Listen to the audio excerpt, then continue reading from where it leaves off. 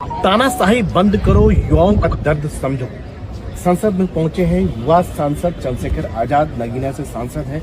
क्यों आखिर तानाशाही बंद करो, युवाओं का दर्द समझो? मैं इसकी शुरुआत नगीना से ही करता हूँ। जब आपने नगीना का जिक्र किया, नगीना में लाखों नौजवान बेरोजगार हैं। मैं उनकी आवाज उठाने के लिए यहाँ हूँ कि सरकार वहाँ उद्यम लगाए, सरकार वहाँ जो है MSME के जरिए उनको रोजगार देने का काम करे। वहाँ महिलाएं भी जो हैं बड़े पैमाने पर बेरोजगारी का सामना करती हैं, उनको घर चलाने में परेशानी होती है, कोई सुनने वाला नहीं। और अगर मैं युवाओं की बात करूं, उनके दर्द की बात, तो वो दर्द इतना तकलीफ दे है। आज 50% ज्यादा प्राइवेट सेक्टर हो गया है एजुकेशन लेवल पे, तो गरीब का बच्चा तो नहीं पढ़ पा रहा है, अमीर तो फिर भी अच्छी पढ़ाई ले लेगा। उसके बाद भर्ती प्रक्रिया में इतनी देरी होती है कि 5-5, 6-6 साल भर्ती प्रक्रिया चलती है, जिसके कारण जो है बच्चा ओवरेज हो जाता है, पेपर लीक होते हैं। युवाओं को हर जगह प्रोटेस्ट करना पड़ रहा है, चाहे बिहार हो चाहे मैं उसको पूरे को रखूंगा। पेपर लीक हो जाते हैं, आरक्षण में घोटाले होते हैं। 69 शिक्षक भर्ती में आपने देखा उत्तर प्रदेश में घोटाला हुआ, कोई ऐसी भर्ती जिसमें घोटाला ना हो रहा। और फिर अगर नौकरी के लिए भी जो नौजवान देश की रीढ़ है, उसको अपने नॉर्मलाइजेशन के खिलाफ, जैसे जो है यहाँ इलाहाबाद में हुआ, उत्तर प्रदेश लोक सेवा आयोग पे UPPCS के बच्चों ने जो है जिस तरह से आंदोलन किया, 5-6 दिन जो है सड़कों पे लेट रहे, बेटी उनके सम्मान की रक्षा, उनके जीवन की रक्षा, उनके जो है और तमाम तरह की रक्षा और उनको परेशानियों के लिए।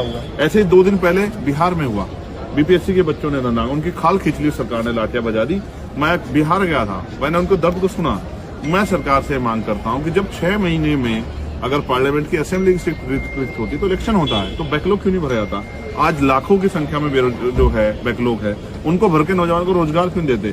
पढ़े लिखे नौजवान का चुनाव में तो वादा करते हो, चुनाव में आप वादा करते हो 5 करोड़ रोजगार देंगे, 2 करोड़ रोजगार देंगे, 15 लाख रोजगार देंगे, लेकिन चुनाव के बाद क्यों भूल जाते हो? मैं युवा हूँ, मैं अगर युवाओं का दर्द नहीं समझूंगा और उनके दर्द पे नहीं बोलूंगा तो कौन बोलेगा?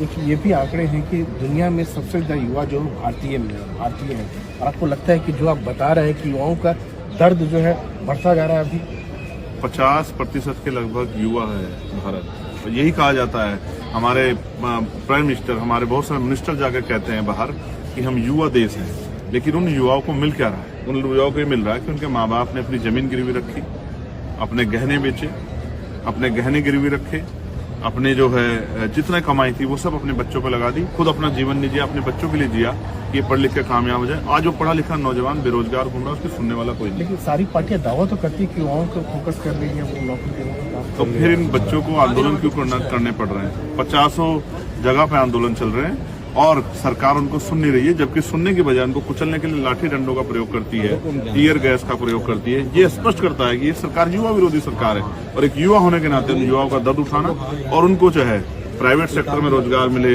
या उनको उद्यम लगा के जो है लोन देकर रोजगार का मौका मिले, सरकारी सेक्टर में रोजगार मिले। एक नौजवान होने के नाते मैं अपनी जिम्मेदारी अदा कर रहा हूँ, क्योंकि सदन नहीं चल रहा है। उनका दर्द उठाना, चाहे BPED के बच्चों का मामला हो, चाहे जो है सतनामी समाज के बच्चों का मामला हो, हर मामले को जो है हम लोग सदन में उठाने का काम कर रहे हैं। तो क्या आप जितने युवा सांसद है, एक बड़ी तादाद में युवा सांसद चुन के भी आए संसद में, आप लोग मिलकर उस मुद्दा को उठाएंगे? सर, मैं अपनी जिम्मेदारी को समझता हूं, जैसे वो भी अपनी जिम्मेदारी को समझ जाएंगे तो अपनी पार्टियों में सवाल पैदा करेंगे।